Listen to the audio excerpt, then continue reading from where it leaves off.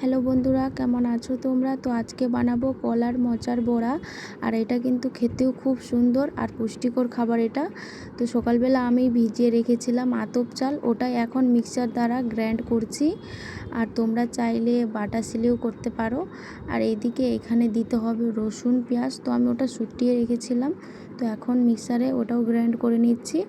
আর grind করা হয়ে গেলে পরিমাণ মতো লবণ, হলুদ আর লঙ্কা গুঁড়ো দিয়ে ভালোভাবে ওটাকে মেখে নিতে হবে। তার আগে কিন্তু এভাবে সেদ্ধ করে নিতে হবে হালকা হালকা করে।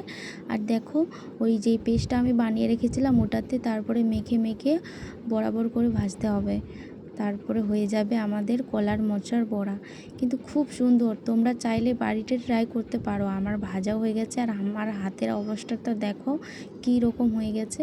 তারপর তোমাদেরকে এখন টেস্ট করে দেখাই যে কেমন হয়েছে।